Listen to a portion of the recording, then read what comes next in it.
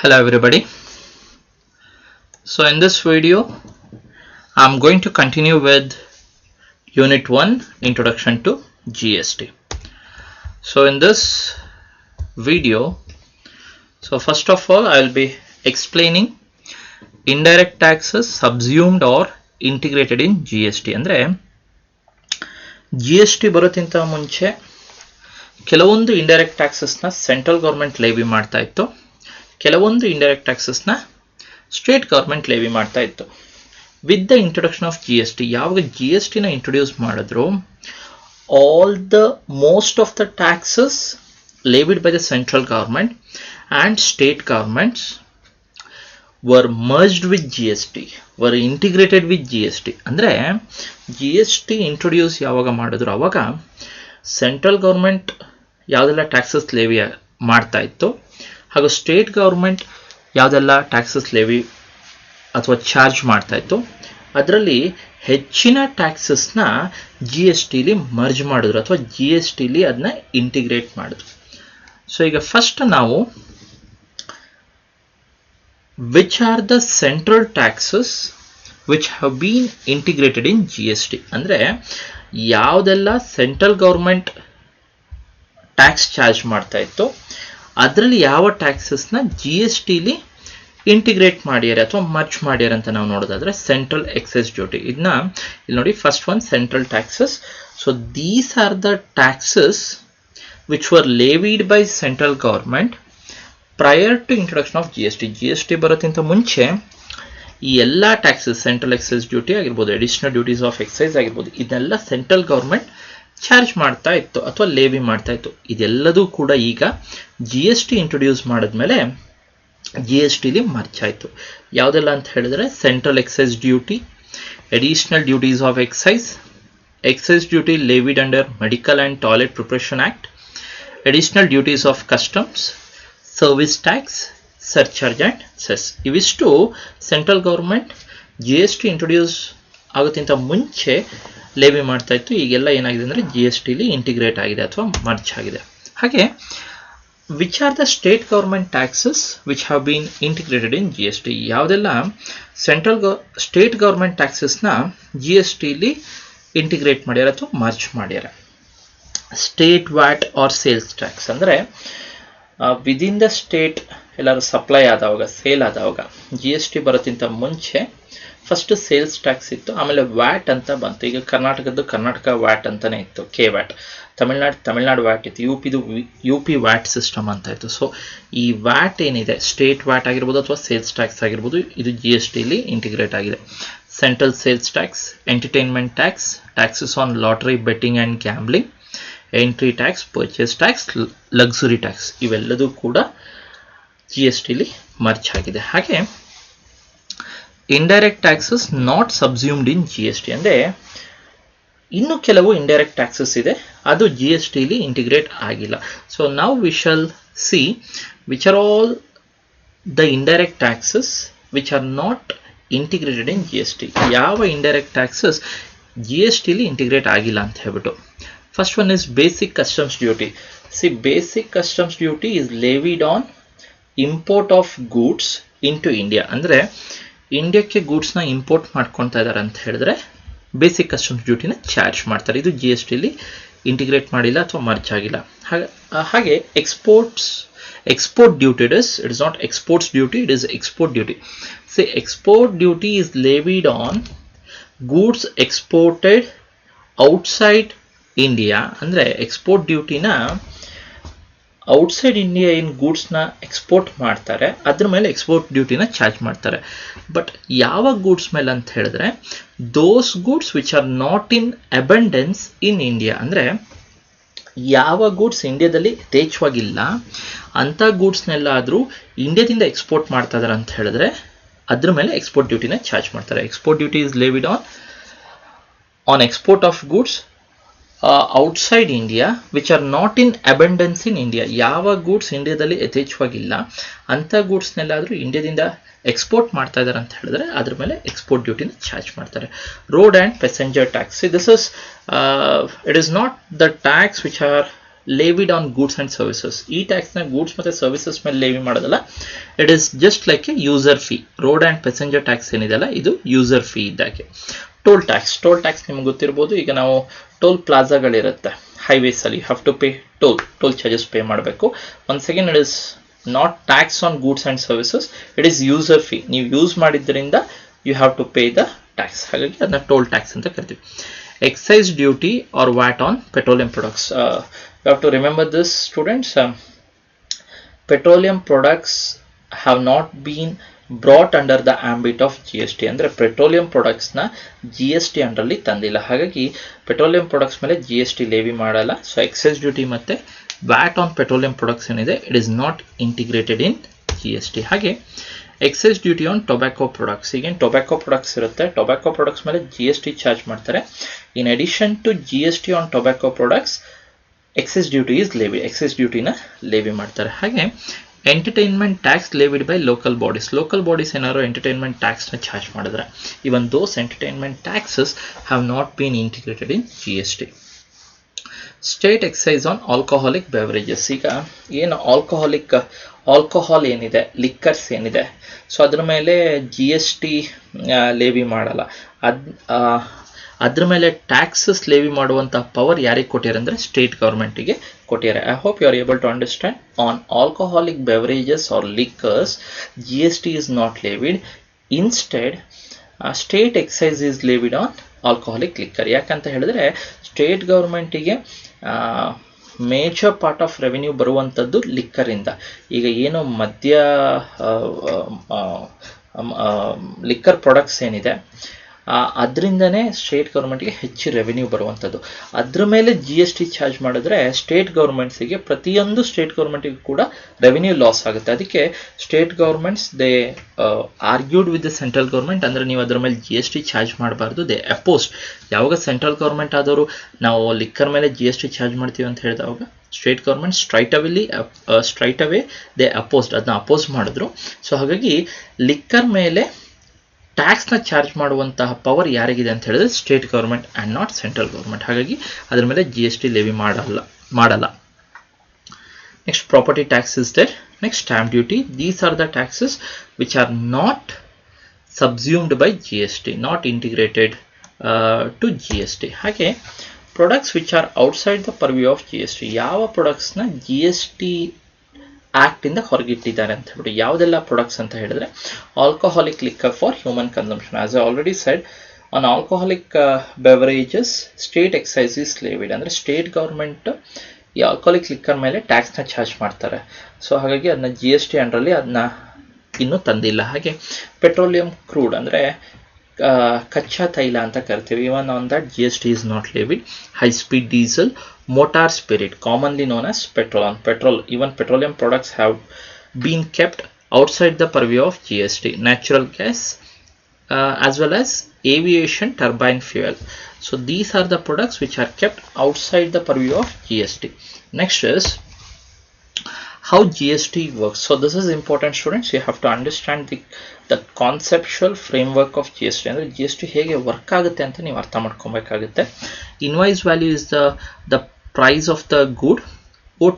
OT ಅಂದರೆ output tax ಅಂತ ಹೇಳ್ಬಿಟ್ಟು, IT ಅಂತ ಹೇಳಿದ್ರೆ input tax, NT stands for net tax. ಲಾಸ್ಟಿಗೆ ಇರುವಂಥದ್ದು ಸೆಲ್ಲಿಂಗ್ ಪ್ರೈಸ್. ಔಟ್ಪುಟ್ ಟ್ಯಾಕ್ಸ್ ಅಂದರೆ ಏನು ಅಂತ ಹೇಳ್ಬಿಟ್ಟು understand the concept clearly. Output tax ಅಂತ ಹೇಳಿದ್ರೆ, say for example, assume that I am selling goods worth certain amount to mister X. ಅಂದರೆ ನಾನು ಒಂದು ಗೂಡ್ನ ಮಿಸ್ಟರ್ ಎಕ್ಸಿಗೆ ಸೇಲ್ ಮಾಡ್ತಾ ಇದ್ದೀನಿ. ನಾನು ಸೇಲ್ ಮಾಡುವಾಗ ಏನು ಟ್ಯಾಕ್ಸ್ ಕಲೆಕ್ಟ್ ಮಾಡ್ತೀನಿ ಅದನ್ನ ಔಟ್ಪುಟ್ ಟ್ಯಾಕ್ಸ್ ಅಂತ ಕರಿತೀವಿ. ಸೇಲ್ ಮೇಲೆ ಏನು ಟ್ಯಾಕ್ಸ್ ಕಲೆಕ್ಟ್ ಮಾಡ್ತೀವಿ ಅದು ಔಟ್ಪುಟ್ ಟ್ಯಾಕ್ಸ್. ಇನ್ಪುಟ್ ಟ್ಯಾಕ್ಸ್ ಅಂದರೆ ಏನು? ಈಗ ಟ್ಯಾಕ್ಸ್ನ ನಾನು ಕಲೆಕ್ಟ್ ಮಾಡ್ತಾ ಇರೋದು, ನಾನು ಮಿಸ್ಟರ್ ಎಕ್ಸಿಗೆ ಸೇಲ್ ಮಾಡ್ತಾ ಇದ್ದೀನಿ, ಮಿಸ್ಟರ್ ಎಕ್ಸಿಂದ ನಾನು ಟ್ಯಾಕ್ಸ್ ಕಲೆಕ್ಟ್ ಮಾಡ್ತಾ ಇದ್ದೀನಿ, ಅದನ್ನ ಔಟ್ಪುಟ್ ಟ್ಯಾಕ್ಸ್ ಅಂತ ಕರಿತೀವಿ. ಈಗ ಮಿಸ್ಟರ್ ಎಕ್ಸ್ ಏನಿದಾನಲ್ಲ ಅವನು ನನ್ನಿಂದ ಪರ್ಚೇಸ್ ಮಾಡ್ತಾ ಇದ್ದಾನೆ. ನೀವು mister X point of view ಇಂದ ನೋಡಿ, mister X is purchasing from me, ಸುಮಂತಿಂದ ಪರ್ಚೇಸ್ ಮಾಡ್ತಾ ಇದ್ದಾನೆ. ಈಗ ಪರ್ಚೇಸ್ ಮಾಡುವಾಗ ಅವನು ಟ್ಯಾಕ್ಸ್ ಪೇ ಮಾಡ್ತಾನೆ. ಸೊ ಅದನ್ನ ನಾವೇನಂತ ಕರಿತೀವಿ ಅಂದರೆ ಇನ್ಪುಟ್ ಟ್ಯಾಕ್ಸ್ ಅಂತ ಕರಿತೀವಿ. ಸೇಲ್ ಮೇಲೆ ಏನು ಟ್ಯಾಕ್ಸ್ ಕಲೆಕ್ಟ್ ಮಾಡ್ತೀವಿ ಅದು ಔಟ್ಪುಟ್ ಟ್ಯಾಕ್ಸ್. ಪರ್ಚೇಸ್ ಮೇಲೆ ಟ್ಯಾಕ್ಸ್ ಏನು ಕೊಡ್ತಾರೆ ಅದನ್ನ ನಾವೇನಂತ ಕರಿತೀವಿ ಅಂದರೆ ಇನ್ಪುಟ್ ಟ್ಯಾಕ್ಸ್. ಇದೆರಡು ಒಂದೇ ಟ್ರಾನ್ಸಾಕ್ಷನ್ ಅಲ್ಲಿ ನಡೆಯುವಂಥದ್ದು, but different point of view ಇಂದ ನೀವು ನೋಡಬೇಕಾಗುತ್ತೆ. ನಾನು ಈಗ 1000 ವರ್ತ್ ಗೂಡ್ಸ್ನ ಮಿಸ್ಟರ್ ಎಕ್ಸಿಗೆ ಸೇಲ್ ಮಾಡಿದೆ ಅಂತ ತಿಳ್ಕೊಳ್ಳಿ. 1000 worth goods has been sold by me to mister X. 1000 worth goods ಮೇಲೆ 12% ಟ್ಯಾಕ್ಸ್ ಅಂತ ತಿಳ್ಕೊಳ್ಳಿ. ಅಲ್ಲಿಗೆ 1000 rupees is the price of the good, 12% tax ಅಂತ ತಿಳ್ಕೊಳ್ಳಿ. ಅಲ್ಲಿಗೆ 12% ಅಂದರೆ ಎಷ್ಟಾಗುತ್ತೆ ಅಂತ ಹೇಳಿದ್ರೆ ಇಟ್ ವಿಲ್ ಬಿ 120 ರೂಪೀಸ್ ಆಗುತ್ತೆ. Tax 120 rupees. ಈಗ ಸೇಲ್ ಮೇಲೆ ನಾನು 120 ರೂಪೀಸ್ ಕಲೆಕ್ಟ್ ಮಾಡ್ತೀನಿ, ಸೊ ಅದು ಔಟ್ಪುಟ್ ಟ್ಯಾಕ್ಸ್ ಆಗಿರುತ್ತೆ. ಅದೇ ರೀತಿ ಮಿಸ್ಟರ್ ಎಕ್ಸ್ ನನ್ನಿಂದ ಪರ್ಚೇಸ್ ಮಾಡುವಾಗ 120 ಅವ್ನು ಪೇ ಮಾಡ್ತಾನೆ. ಪರ್ಚೇಸ್ ಮಾಡುವಾಗ 120 ಪೇ, ಅದು ಅವನಿಗೆ ಏನಾಗಿರುತ್ತೆ ಅಂದರೆ ಇನ್ಪುಟ್ ಟ್ಯಾಕ್ಸ್ ಆಗಿರುತ್ತೆ. ಸೊ ನಾವು let me explain this example. Manufacturer ಇದ್ದಾನೆ, ಮ್ಯಾನುಫ್ಯಾಕ್ಚರರ್ ಹತ್ರ ಅವ್ನು ಗೂಡ್ಸ್ನ ಮ್ಯಾನುಫ್ಯಾಕ್ಚರ್ ಮಾಡ್ತಾ ಇದ್ದಾನೆ, ಮಾಡಿಯಾನೆ. ಅದರ ಪ್ರೈಸ್ ಎಷ್ಟು ಅಂದರೆ 100 rupees. I hope you are able to understand. Manufacturer ಅವ್ನು ಮ್ಯಾನುಫ್ಯಾಕ್ಚರ್ ಮಾಡಿರೋ ಗೂಡ್ಸಿನ ಪ್ರೈಸ್ ಎಷ್ಟಂದರೆ 100 rupees invoice value. GST rate 18% ಅಂತ ಟ್ರೀಟ್ ಮಾಡ್ಕೊಳ್ಳಿ. ಎಷ್ಟು GST ರೇಟ್? GST ರೇಟ್ನ 18% ಅಂತ ಟ್ರೀಟ್ ಮಾಡಿ. ಈಗ ಅವನು ಮ್ಯಾನುಫ್ಯಾಕ್ಚರರ್ ಆದವನು ಸೇಲ್ ಮಾಡ್ತಾ ಇದ್ದಾನೆ, ಹೋಲ್ಸೇಲರ್ಗೆ ಸೇಲ್ ಮಾಡ್ತಾ ಇದ್ದಾನೆ. ಸೊ ಸೇಲ್ ಮೇಲೆ ಏನು ಟ್ಯಾಕ್ಸ್ ಕಲೆಕ್ಟ್ ಮಾಡ್ತಾನೆ ಅದನ್ನ ನಾವು ಏನಂತ ಕರಿತೀವಿ ಅಂತ ಹೇಳಿದ್ರೆ ಔಟ್ಪುಟ್ ಟ್ಯಾಕ್ಸ್ ಅಂತ ಕರಿತೀವಿ. ಸೊ ಅವನು 100 ರೂಪೀಸ್ ವರ್ತ್ ಗೂಡ್ಸ್ನ ಹೋಲ್ಸೇಲರ್ಗೆ ಸೆಲ್ ಮಾಡ್ತಾ ಇದ್ದಾನೆ, GST ರೇಟ್ 18%. ಅಲ್ಲಿಗೆ ಸೇಲ್ ಮೇಲೆ ಅವ್ನು ಕಲೆಕ್ಟ್ ಮಾಡ್ತಾ ಇರೋದು 18 ರೂಪೀಸ್, ಅದು ಔಟ್ಪುಟ್ ಟ್ಯಾಕ್ಸ್ ಆಗಿರುತ್ತೆ. ಈಗ ಇದೇ ಗೂಡ್ನ ಅವ್ನು ಬೇರೊಬ್ಬನಿಂದ ಪರ್ಚೇಸ್ ಮಾಡಿದ್ರೆ ಅವಾಗ ಪರ್ಚೇಸ್ ಮೇಲೆ ಏನು ಟ್ಯಾಕ್ಸ್ ಪೇ ಮಾಡಿದ್ದ ಅದು ಇನ್ಪುಟ್ ಟ್ಯಾಕ್ಸ್ ಆಗ್ತಿತ್ತು. ಬಟ್ ಇಲ್ಲ ಅವ್ನು ಏನು ಪರ್ಚೇಸ್ ಮಾಡಿದ್ದಲ್ಲ, ಅವನೇ ಸ್ವತಃ ಮ್ಯಾನುಫ್ಯಾಕ್ಚರ್ ಮಾಡಿದ್ದು. ಹಾಗಾಗಿ ಅವ್ನು ಪರ್ಚೇಸ್ ಮಾಡಿದ್ರೆ ಈ ಯಾವ ಗೂಡ್ನ ಹೋಲ್ಸೇಲರ್ಗೆ ಸೇಲ್ ಮಾಡ್ತಾ ಇದ್ದಾನೆ ಆ ಗೂಡ್ ಎಲ್ಲಾದರೂ ಅವ್ನು ಬೇರೆ ಕಡೆಯಿಂದ ಪರ್ಚೇಸ್ ಮಾಡಿದ್ರೆ ಅದ್ರ ಮೇಲೆ ಅವನೇನು ಟ್ಯಾಕ್ಸ್ ಪೇ ಮಾಡಿದ್ದು ಅದು ಇನ್ಪುಟ್ ಟ್ಯಾಕ್ಸ್ ಆಗ್ತಾಯಿತ್ತು. ಬಟ್ ಇಲ್ಲಿ ಅವನು ಎಲ್ಲಿಂದನೂ ಪರ್ಚೇಸ್ ಮಾಡಿದ್ದಲ್ಲ, ಅವನೇ ಮ್ಯಾನುಫ್ಯಾಕ್ಚರ್ ಮಾಡಿರುವಂಥದ್ದು. ಹಾಗಾಗಿ ಪರ್ಚೇಸ್ ಮೇಲೆ ಇನ್ಪುಟ್ ಟ್ಯಾಕ್ಸ್ ಚಾರ್ಜ್ ಮಾಡುವಂಥದ್ದು. ಬಟ್ ಅವ್ನು ಪರ್ಚೇಸ್ ಮಾಡಿದ್ದಲ್ಲ, ಹಾಗಾಗಿ ಇನ್ಪುಟ್ ಟ್ಯಾಕ್ಸ್ ನಿಲ್ಲಾಯಿತು. ಅಲ್ಲಿಗೆ ನೆಟ್ ಟ್ಯಾಕ್ಸ್ ಎಷ್ಟಾಗುತ್ತೆ ಅಂದರೆ 18 output tax minus input tax 0, so net tax 18 ಆಗುತ್ತೆ. ಅಲ್ಲಿಗೆ invoice value plus net tax add ಮಾಡಿ ಅದು ಸೆಲ್ಲಿಂಗ್ ಪ್ರೈಸ್ ಆಗಿರುತ್ತೆ. ಅಂದರೆ ಹೋಲ್ಸೇಲರಿಗೆ ಸೆಲ್ ಮಾಡುವಾಗ 100 ರೂಪೀಸ್ ವರ್ತ್ ಗೂಡ್ ಏನಿದೆ ಅದನ್ನ 18 ರೂಪೀಸ್ ಟ್ಯಾಕ್ಸ್ ಅದ್ರ ಮೇಲೆ ಚಾರ್ಜ್ ಮಾಡಿ ಹೋಲ್ಸೇಲರಿಂದ 118 ರೂಪೀಸ್ ಕಲೆಕ್ಟ್ ಮಾಡ್ತಾನೆ. I hope you are able to understand. ಈ ಎರಡು ಟರ್ಮ್ಸ್ನ ಕರೆಕ್ಟಾಗಿ ಅರ್ಥ ಮಾಡ್ಕೊಳ್ಳಿ. ಔಟ್ಪುಟ್ ಟ್ಯಾಕ್ಸ್ ಅಂದರೆ ಸೇಲ್ ಮೇಲೆ ಕಲೆಕ್ಟ್ ಮಾಡುವಂಥ ಟ್ಯಾಕ್ಸ್, ಇನ್ಪುಟ್ ಟ್ಯಾಕ್ಸ್ ಅಂದರೆ ಪರ್ಚೇಸ್ ಮೇಲೆ ಏನು ಟ್ಯಾಕ್ಸ್ ಪೇ ಮಾಡ್ತಾರೆ ಅದು ಇನ್ಪುಟ್ ಟ್ಯಾಕ್ಸ್ ಆಗಿರುತ್ತೆ. ಈಗ ಹೋಲ್ಸೇಲರ್ ಆದವನು ಮ್ಯಾನುಫ್ಯಾಕ್ಚರಿಂದ ಗೂಡ್ನ ಪರ್ಚೇಸ್ ಮಾಡ್ದ. ಗೂಡಿನ ವ್ಯಾಲ್ಯೂ ಎಷ್ಟಂದರೆ ಮ್ಯಾನುಫ್ಯಾಕ್ಚರಿಂದ ಸೆಲ್ಲಿಂಗ್ ಪ್ರೈಸ್ ಬಿಟ್ಬಿಡಿ, actual cost of the good is 100 rupees. 100 ರೂಪೀಸಿಗೆ ಹೋಲ್ಸೇಲರ್ 50 ರೂಪೀಸ್ ಪ್ರಾಫಿಟ್ ಆ್ಯಡ್ ಮಾಡ್ತಾ ಅಂತ ತಿಳ್ಕೊಳ್ಳಿ. ಅಲ್ಲಿಗೆ ಪ್ರಾಡಕ್ಟ್ ಪ್ರೈಸ್ ಎಷ್ಟಕ್ಕೆ ಬರುತ್ತೆ ಅಂದರೆ 150ಗೆ ಬರುತ್ತೆ. ಹೋಲ್ಸೇಲರ್ ಆದವನು ಟ್ರೇಡರ್ಗೆ ಸೇಲ್ ಮಾಡ್ತಾ ಇದ್ದಾನೆ.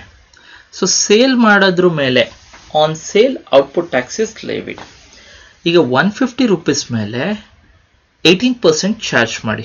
ಸೊ 18% ಚಾರ್ಜ್ ಮಾಡಿದಾಗ ಎಷ್ಟಾಗುತ್ತೆ ಅಂದರೆ 27 ರೂಪೀಸ್ ಔಟ್ಪುಟ್ ಟ್ಯಾಕ್ಸ್ ಬರುತ್ತೆ. 150 ರೂಪೀಸ್ ವರ್ತ್ ಗೂಡ್ಸ್ನ ಟ್ರೇಡರ್ಗೆ ಸೇಲ್ ಮಾಡ್ತಾ ಇದ್ದಾನೆ, ಸೇಲ್ ಮೇಲೆ ಔಟ್ಪುಟ್ ಟ್ಯಾಕ್ಸ್ ಚಾರ್ಜ್ ಮಾಡಬೇಕಾಗುತ್ತೆ 150 ಇಂಟು 18%. ಸೊ ಅಲ್ಲಿಗೆ ಎಷ್ಟು ಬರುತ್ತೆ ಅಂದರೆ 27 ರೂಪೀಸ್. ಈಗ ಇದೇ 150 ವರ್ತ್ ಗೂಡ್ಸ್ನ ಹೋಲ್ಸೇಲರ್ ಆದನು ಮ್ಯಾನುಫ್ಯಾಕ್ಚರಿಂದ ಪರ್ಚೇಸ್ ಮಾಡಿದ್ದ. I hope you are able to understand. Wholesaler ಆದವನು ಈ ಏನು 150 ವರ್ತ್ ಗೂಡ್ಸ್ನ ಟ್ರೇಡರಿಗೆ ಸೇಲ್ ಮಾಡ್ದ, ಅದ್ರ ಮೇಲೆ ಟ್ಯಾಕ್ಸ್ ಎಷ್ಟಾಗುತ್ತೆ ಅಂದರೆ 27 ರೂಪೀಸ್ ಆಗುತ್ತೆ. ಹೇಗೆಂದರೆ 150 ಮೇಲೆ 18% ಚಾರ್ಜ್ ಮಾಡಿದಾಗ 27. ಈಗ ಇದೇ ಗೂಡ್ನ ಅವನು ಮ್ಯಾನುಫ್ಯಾಕ್ಚರಿಂದ ಪರ್ಚೇಸ್ ಮಾಡಿರುವಂಥದ್ದು. ಮ್ಯಾನುಫ್ಯಾಕ್ಚರಿಂದ ಪರ್ಚೇಸ್ ಮಾಡುವಾಗ ಅವನು ಎಷ್ಟು ಟ್ಯಾಕ್ಸ್ ಪೇ ಮಾಡ್ಯಾನಂತ ಹೇಳಿದ್ರೆ ಕರೆಕ್ಟಾಗಿ ಅರ್ಥ ಮಾಡ್ಕೊಳ್ಳಿ, 18 ರೂಪೀಸ್ ಟ್ಯಾಕ್ಸ್ ಪೇ ಮಾಡ್ಯಾನೆ. 18 ರೂಪೀಸ್ ಟ್ಯಾಕ್ಸ್ ಪೇ ಮಾಡಿ ಪರ್ಚೇಸ್ ಮಾಡಿರುವಂಥದ್ದು. ಹಾಗಾಗಿ ಈ 18 ಏನು ಪರ್ಚೇಸ್ ಮಾಡುವಾಗ ಪೇ ಮಾಡಿದ್ದ ಅದು ಇನ್ಪುಟ್ ಟ್ಯಾಕ್ಸ್ ಆಗಿರುತ್ತೆ. ಮತ್ತೆ ಎಕ್ಸ್ಪ್ಲೇನ್ ಮಾಡ್ತೀನಿ. 150 ವರ್ತ್ 150 rupees ವರ್ತ್ ಗೂಡ್ಸ್ನ ಟ್ರೇಡರ್ಗೆ ಸೇಲ್ ಮಾಡ್ತಾನೆ. ಟ್ರೇಡರ್ಗೆ ಸೇಲ್ ಮಾಡುವಾಗ ಅವನು ಎಷ್ಟು ಟ್ಯಾಕ್ಸ್ ಕಲೆಕ್ಟ್ ಮಾಡ್ತಾನೆ ಅದು ಔಟ್ಪುಟ್ ಟ್ಯಾಕ್ಸ್ ಆಗಿರುತ್ತೆ, ಯಾಕಂದರೆ ಸೇಲ್ ಮೇಲೆ ಅದು 27 rupees ಆಗುತ್ತೆ. ಈಗ ಇದೇ 150 rupees ಗೂಡ್ಸ್ನ ಅವನು ಮ್ಯಾನುಫ್ಯಾಕ್ಚರಿಂದ ಪರ್ಚೇಸ್ ಮಾಡಿದ್ದು, ಹೋಲ್ಸೇಲರ್ ಆದವನು ಮ್ಯಾನುಫ್ಯಾಕ್ಚರಿಂದ ಪರ್ಚೇಸ್ ಮಾಡಿದ್ದು. ಮ್ಯಾನುಫ್ಯಾಕ್ಚರಿಂದ ಪರ್ಚೇಸ್ ಮಾಡುವಾಗ ಅವನು ಎಷ್ಟು ಪೇ ಮಾಡಿದ್ದ ಅಂದರೆ 18 rupees. ಸೊ ಹಾಗಾಗಿ ಪರ್ಚೇಸ್ ಮೇಲೆ ಏನು ಟ್ಯಾಕ್ಸ್ ಪೇ ಮಾಡಿರ್ತಾನೆ ಅದು ಇನ್ಪುಟ್ ಟ್ಯಾಕ್ಸ್ ಆಗಿರುತ್ತೆ. ಸೊ ನಾವು ನೆಟ್ ಟ್ಯಾಕ್ಸ್ ಎಷ್ಟಕ್ಕೆ ಬರುತ್ತೆ ಅಂತ ಹೇಳಿದ್ರೆ 9 rupeesಗೆ ಬರುತ್ತೆ. ಹೇಗೆಂದರೆ 27 ಮೈನಸ್ 18 9 rupees. ಅಲ್ಲಿಗೆ ಸೆಲ್ಲಿಂಗ್ ಪ್ರೈಸ್ ಎಷ್ಟಾಗುತ್ತೆ ಅಂದರೆ when you are calculating selling price invoice value plus net tax ಅದನ್ನ ಆ್ಯಡ್ ಮಾಡಿ ಅಲ್ಲಿಗೆ ಎಷ್ಟಕ್ಕೆ ಬರುತ್ತೆ ಅಂದರೆ 159ಗೆ 150 invoice value 9 rupees net tax ಅಲ್ಲಿಗೆ 159ಗೆ ಬರುತ್ತೆ. ನಾವು ಮೂವಿಂಗ್ ಟು ದ ಟ್ರೇಡರ್. ಟ್ರೇಡರ್ಗೆ ಈಗ ನಾವು ಹೋಗ್ತಾ ಇದ್ದೀವಿ. ಹೋಲ್ಸೇಲರಿಂದ ಟ್ರೇಡರ್ ಈಗ ಪರ್ಚೇಸ್ ಮಾಡ್ಯಾನೆ. ಪರ್ಚೇಸ್ ಮಾಡುವಾಗ ಅದರ ಇನ್ವಾಯ್ಸ್ ವ್ಯಾಲ್ಯೂ ಎಷ್ಟಿತ್ತು ಅಂತ ಹೇಳಿದ್ರೆ 150 ಇತ್ತು. ಟ್ರೇಡರ್ ಪರ್ಚೇಸ್ ಮಾಡುವಾಗ ಇನ್ವಾಯ್ಸ್ ವ್ಯಾಲ್ಯೂ 150. ನಾವು trader adds 50 rupees profit you assume 50 ರೂಪಾಯಿ ಪ್ರಾಫಿಟ್ ಆ್ಯಡ್ ಮಾಡಿದ ನಾವು the invoice value comes to rupees 200ಗೆ ಬರುತ್ತೆ. ಈಗ ಟ್ರೇಡರ್ ಆದನು ಕಸ್ಟಮರ್ಗೆ ಸೇಲ್ ಮಾಡ್ತಾ ಇದ್ದಾನೆ. ಸೊ ಸೇಲ್ ಮೇಲೆ ಏನು ಟ್ಯಾಕ್ಸ್ ಕಲೆಕ್ಟ್ ಮಾಡ್ತಾನೆ ಟ್ರೇಡರ್ ಆದನು ಅದನ್ನ ಔಟ್ಪುಟ್ ಟ್ಯಾಕ್ಸ್ ಅಂತ ಕರಿತೀವಿ. That is called as output. 200 rupees ಮೇಲೆ 18% ಕ್ಯಾಲ್ಕುಲೇಟ್ ಮಾಡಿದವಾಗ 36 rupees ಬರುತ್ತೆ. ಈ 36 rupees ಸೇಲ್ ಮೇಲೆ ಕಲೆಕ್ಟ್ ಮಾಡುವಂಥದ್ದು, ಕಸ್ಟಮರಿಂದ ಕಲೆಕ್ಟ್ ಮಾಡೋದು. ಬಟ್ ಇದೇ 200 rupees ಪ್ರಾಡಕ್ಟ್ನ ಯಾರಿಂದ ಪರ್ಚೇಸ್ ಮಾಡಿದ್ದಂತ ಹೇಳಿದ್ರೆ ಹೋಲ್ಸೇಲರಿಂದ ಪರ್ಚೇಸ್ ಮಾಡಿದ್ದು. ಅರ್ಥ ಆಗುತ್ತೆ ಅಂತ ತಿಳ್ಕೊಳ್ತೀನಿ. ಟ್ರೇಡರ್ ಆದವನು ಹೋಲ್ಸೇಲರಿಂದ ಪರ್ಚೇಸ್ ಮಾಡಿದ್ದು. ಹೋಲ್ಸೇಲರಿಂದ ಪರ್ಚೇಸ್ ಮಾಡುವಾಗ ಎಷ್ಟು ಟ್ಯಾಕ್ಸ್ ಪೇ ಮಾಡಿದ್ದ ಅಂತ ಹೇಳಿದ್ರೆ 27 rupees ಟ್ಯಾಕ್ಸ್ ಪೇ ಮಾಡಿದ್ದ. ಯಾರು ಪೇ ಮಾಡಿದ್ದ ಅಂದರೆ ಟ್ರೇಡರ್ ಆದನು ಪೇ ಮಾಡಿದ್ದ ಹೋಲ್ಸೇಲರ್ಗೆ. ಸೊ ಪರ್ಚೇಸ್ ಮೇಲೆ ಏನು ಪೇ ಮಾಡಿದ್ದ ಅದು ಇನ್ಪುಟ್ ಟ್ಯಾಕ್ಸ್ ಆಗಿರುತ್ತೆ. ಅಲ್ಲಿಗೆ ನೆಟ್ ಟ್ಯಾಕ್ಸ್ ಎಷ್ಟಾಗುತ್ತೆ ಅಂದರೆ 36 ಮೈನಸ್ 27 9 rupees ಆಗುತ್ತೆ. ಸೊ 200 ಇದು ಆ್ಯಂಡ್ ಕಸ್ಟಮರಿಗೆ ಅವ್ನು ಸೇಲ್ ಮಾಡ್ತಾ ಇರೋದು. ಯಾರಿಗೆ ಸೇಲ್ ಮಾಡ್ತಾ ಇರೋದು ಅಂದರೆ customer. So goods and services ಟ್ಯಾಕ್ಸ್ನ ಆಬ್ಜೆಕ್ಟಿವ್ ಏನಂತ ಹೇಳಿದ್ರೆ the ultimate burden of tax should fall under the head of customer. ಕಸ್ಟಮರ್ನ ತಲೆ ಮೇಲೆ ಟ್ಯಾಕ್ಸ್ ಬೀಳಬೇಕು ಅಂತ ಹೇಳಿಬಿಟ್ಟು ಗೂಡ್ಸ್ ಆ್ಯಂಡ್ ಸರ್ವಿಸ್ ಟ್ಯಾಕ್ಸ್ನ ಆಬ್ಜೆಕ್ಟಿವ್. ಈಗ 200 invoice value plus total tax ಎಷ್ಟಾಗುತ್ತೆ ಅಂತ ನೋಡಿ 18 ಪ್ಲಸ್ 9 ಪ್ಲಸ್ 9 ಅಲ್ಲಿಗೆ 36 rupees ಆಗುತ್ತೆ. ಕಸ್ಟಮರ್ ಎಷ್ಟು ಪೇ ಮಾಡ್ತಾನಂದರೆ 200 ಪ್ಲಸ್ ಟೋಟಲ್ ನೆಟ್ ಟ್ಯಾಕ್ಸ್ ಎಷ್ಟು ಬರುತ್ತಲ್ಲ 36 rupees ಬರುತ್ತೆ. ಸೊ ಟೋಟಲ್ 236 rupees ಪೇ ಮಾಡ್ತಾನೆ. ಯಾರಂದರೆ ಕಸ್ಟಮರ್ ಪೇ ಮಾಡ್ತಾನೆ. I hope you are able to understand the GST framework. ಅಂದರೆ GST ಹೇಗೆ ವರ್ಕ್ ಆಗುತ್ತೆ ಅಂತ ಹೇಳ್ಬಿಟ್ಟು ಮತ್ತೆ ಎಕ್ಸ್ಪ್ಲೇನ್ ಮಾಡ್ತೀನಿ. ಶಾರ್ಟಾಗಿ ಹೇಳ್ತೀನಿ ಸ್ಟೂಡೆಂಟ್ಸಿಗೆ ಅರ್ಥ ಮಾಡ್ಕೊಳ್ಳಿ. ಮ್ಯಾನುಫ್ಯಾಕ್ಚರರ್ ಆದವನು ಅವನು ಮ್ಯಾನುಫ್ಯಾಕ್ಚರ್ ಮಾಡ್ತಾ ಇರೋದು, ಹಾಗಾಗಿ ಅದರ ಇನ್ವಾಯ್ಸ್ ವ್ಯಾಲ್ಯೂ ಎಷ್ಟು ಅಂದರೆ 100 rupees. ಮ್ಯಾನುಫ್ಯಾಕ್ಚರರ್ ಆದವನು ಹೋಲ್ಸೇಲರಿಗೆ ಸೇಲ್ ಮಾಡ್ತಾನೆ. ಹೋಲ್ಸೇಲರ್ಗೆ ಸೇಲ್ ಮಾಡುವಾಗ on sales output tax is charged. Output ಟ್ಯಾಕ್ಸ್ನ ಚಾರ್ಜ್ ಮಾಡುವಂಥದ್ದು. GST rate 18%. ಹಾಗಾಗಿ 100 rupees ಮೇಲೆ 18% ಅಂದರೆ 18 rupees ಆಗುತ್ತೆ. ಹೋಲ್ಸೇಲರ್ ಮ್ಯಾನುಫ್ಯಾಕ್ಚರ್ ಆದವನು ಹೋಲ್ಸೇಲರ್ಗೆ ಸೇಲ್ ಮಾಡುವಾಗ 18 rupees ಕಲೆಕ್ಟ್ ಮಾಡ್ತಾನೆ. ಇನ್ಪುಟ್ ಟ್ಯಾಕ್ಸ್ ಚಾರ್ಜ್ ಮಾಡುವಂಥದ್ದು ಪರ್ಚೇಸ್ ಮೇಲೆ. ಬಟ್ ಈಗ ಮ್ಯಾನುಫ್ಯಾಕ್ಚರ್ ಆದವನು ಬೇರೆ ಯಾರಿಂದನೂ ಪರ್ಚೇಸ್ ಮಾಡಿದ್ದಲ್ಲ, ಅವನೇ ಮ್ಯಾನುಫ್ಯಾಕ್ಚರ್ ಮಾಡಿರುವಂಥದ್ದು. ಹಾಗಾಗಿ ಪರ್ಚೇಸ್ ಟ್ರಾನ್ಸಾಕ್ಷನ್ ನಮಗೆ ಗೊತ್ತಿಲ್ಲ, ಹಾಗಾಗಿ ಇನ್ಪುಟ್ ಟ್ಯಾಕ್ಸ್ ನಿಲ್ಲಾಗುತ್ತೆ. ನೆಟ್ ಟ್ಯಾಕ್ಸ್ 18 ಆಗುತ್ತೆ. So 100 plus 18 118. Now the wholesaler had purchased the goods from manufacturer. Manufacturer ಇಂದ ಪರ್ಚೇಸ್ ಮಾಡಿದ್ರು. ಮ್ಯಾನುಫ್ಯಾಕ್ಚರ್ ಇಂದ ಪರ್ಚೇಸ್ ಮಾಡುವಾಗ ಇನ್ವಾಯ್ಸ್ ವ್ಯಾಲ್ಯೂ 100 ಇತ್ತು. ಅದಕ್ಕೆ 50 rupees ಪ್ರಾಫಿಟ್ ಆ್ಯಡ್ ಮಾಡಿದ, ಅಲ್ಲಿಗೆ 150 ಆಯಿತು. ಈಗ wholesaler will sell the product to the trader. ಟ್ರೇಡರ್ಗೆ ಸೆಲ್ ಮಾಡ್ತಾನೆ. ಸೇಲ್ ಮಾಡುವಾಗ 150 ಮೇಲೆ ಎಷ್ಟು ಕಲೆಕ್ಟ್ ಮಾಡ್ತಾನೆ ಅಂದರೆ 18% ಹಾಗೆ 27 ಕಲೆಕ್ಟ್ ಮಾಡ್ತಾನೆ. ಸೇಲ್ ಮೇಲೆ ಕಲೆಕ್ಟ್ ಮಾಡುವಂಥದ್ದು ಔಟ್ಪುಟ್ ಟ್ಯಾಕ್ಸ್. ಬಟ್ ಇದೇ ಹೋಲ್ಸೇಲರ್ ಮ್ಯಾನುಫ್ಯಾಕ್ಚರರ್ ಇಂದ ಪರ್ಚೇಸ್ ಮಾಡುವಾಗ ಎಷ್ಟು ಪೇ ಮಾಡಿದ್ದ ಅಂದರೆ 18 rupees ಪೇ ಮಾಡಿದ್ದ. ಸೊ ಅದು ಪರ್ಚೇಸ್ ಮೇಲೆ ಏನು ಅವನು ಪೇ ಮಾಡಿರ್ತಾನೆ ಅದು ಇನ್ಪುಟ್ ಟ್ಯಾಕ್ಸ್. ಈಗ ನೆಟ್ ಟ್ಯಾಕ್ಸ್ ಎಷ್ಟು ಬರುತ್ತೆ ಅಂದರೆ 9. ಅಲ್ಲಿಗೆ ಸೆಲ್ಲಿಂಗ್ ಪ್ರೈಸ್ ಎಷ್ಟಾಗುತ್ತೆ ಅಂದರೆ 150 ಪ್ಲಸ್ 9 159. ನಾವು the trader purchases from the wholesaler. Purchase ಮಾಡುವಾಗ ಅದು 150 ರೂಪೀಸ್ ಇತ್ತು. ಅದಕ್ಕೆ ಟ್ರೇಡರ್ ಕೂಡ he adds profit. Every one supply ಚೈನಲ್ಲಿ ಯಾರೆಲ್ಲ ಬರ್ತಾರೆ, no one will do the business for free for charity purpose. ಯಾರು ಚಾರಿಟಿ ಪರ್ಪಸ್ಗೆ ಫ್ರೀಯಾಗಿ ಬಿಸ್ನೆಸ್ ಮಾಡೋರಲ್ಲ, ಅವ್ರು ಬಿಸ್ನೆಸ್ ಮಾಡೋದೇ ಯಾಕೆ ಅಂತ ಹೇಳಿದ್ರೆ ಲಾಭಕ್ಕೋಸ್ಕರ. So even the trader adds 50 rupees profit. ಈಗ ಟ್ರೇಡರ್ ಯಾರಿಗೆ ಸೆಲ್ ಮಾಡ್ತಾನೆ ಅಂದರೆ ಕರೆಕ್ಟಾಗಿ ಅರ್ಥ ಮಾಡ್ಕೊಳ್ಳಿ, ಕನ್ಸ್ಯೂಮರಿಗೆ ಸೆಲ್ ಮಾಡುವಂಥದ್ದು, ಫೈನಲ್ ಕನ್ಸ್ಯೂಮರ್. ಅವ್ನು 50 ಆ್ಯಡ್ ಮಾಡ್ತಾ ಹೋಗ ಅದು 200 ರೂಪೀಸ್ ಆಗುತ್ತೆ. ಈಗ 200 ರೂಪೀಸ್ ಮೇಲೆ ಸೆಲ್ ಮಾಡುವಾಗ, ಕಸ್ಟಮರಿಗೆ ಸೆಲ್ ಮಾಡುವಾಗ 18% ಟ್ಯಾಕ್ಸ್ ಚಾರ್ಜ್ ಮಾಡ್ತಾನೆ. ಸೊ ಅಲ್ಲಿಗೆ 18% ಟ್ಯಾಕ್ಸ್ ಸೇಲ್ಸ್ ಮೇಲೆ ಏನು ಚಾರ್ಜ್ ಮಾಡಿದ ಅದು ಔಟ್ಪುಟ್ ಟ್ಯಾಕ್ಸ್ ಆಗಿರುತ್ತೆ 36 ರೂಪೀಸ್. ಈಗ ಇದೇ ಪ್ರಾಡಕ್ಟ್ನ ಅಥವಾ ಗೂಡ್ನ ಹೋಲ್ಸೇಲರಿಂದ ಪರ್ಚೇಸ್ ಮಾಡುವಾಗ ಹೋಲ್ಸೇಲರ್ ಎಷ್ಟು ಚಾರ್ಜ್ ಮಾಡಿದ್ದಂದರೆ 27 ರೂಪೀಸ್. ಪರ್ಚೇಸ್ ಮಾಡುವಾಗ ಎಷ್ಟು ಚಾರ್ಜ್ ಮಾಡಿದ್ದಂದರೆ 27. ಅದೇ ಔಟ್ಪುಟ್ ಟ್ಯಾಕ್ಸ್, ಇನ್ಪುಟ್ ಟ್ಯಾಕ್ಸ್ ಆಗಿರುತ್ತೆ 27. ಬ್ಯಾಲೆನ್ಸ್ 9 ರೂಪೀಸ್ ಆಗಿರುತ್ತೆ. ಬಟ್ ಕಸ್ಟಮರಿಗೆ ಪೇ ಮಾಡುವಂಥದ್ದು ಅಥವಾ ಕಸ್ಟಮರಿಗೆ ಟ್ರೇಡರ್ ಸೇಲ್ ಮಾಡುವಂಥದ್ದು, ಕಸ್ಟಮರಿಗೆ ಸೇಲ್ ಮಾಡುವಾಗ ಟ್ಯಾಕ್ಸಿನ ಅಷ್ಟು ಬರ್ಡನ್ ಯಾರ ತಲೆ ಮೇಲೆ ಬೀಳುತ್ತೆ ಅಂದರೆ ಕಸ್ಟಮರ್ ತಲೆ ಮೇಲೆ ಬೀಳುತ್ತೆ. ಹಾಗಾಗಿ ಇಲ್ಲಿ ನೀವು ಸೆಲ್ಲಿಂಗ್ ಪ್ರೈಸ್ ಏನಿದೆ ಅಲ್ಲ 200 + 9 209 ಅಲ್ಲ, ಅಷ್ಟು ಟ್ಯಾಕ್ಸಿನ burden falls on the head of the customer. So it will be how much students, 200 plus ಅಷ್ಟು ನೆಟ್ ಟ್ಯಾಕ್ಸಿನ ಟೋಟಲ್ 200 + 36 ರೂಪೀಸ್ ಬರುತ್ತೆ. ನೆಟ್ ಟ್ಯಾಕ್ಸಿನ ಒಟ್ಟು ಟೋಟಲ್ 36, ಅಲ್ಲಿಗೆ 236 ರೂಪೀಸ್ ಆಗುತ್ತೆ. ಸೊ ಅಲ್ಲಿಗೆ you just understand 100 rupees product customer ಕೈಗೆ ಬರುವಾಗ 236. ಸೊ ಇದೆಲ್ಲ ಟ್ಯಾಕ್ಸಸ್ ಆ್ಯಡ್ ಆಗಿ ಅದರಷ್ಟು ಬರ್ಡನ್ ಯಾರ ತಲೆ ಮೇಲೆ ಬೀಳುತ್ತೆ ಅಂದರೆ ಕಸ್ಟಮರ್ನ ತಲೆ ಮೇಲೆ ಬೀಳುತ್ತೆ. So I hope you have understood with this example. So go through the video, and in my next presentation I will be dealing with the definition of goods and services tax.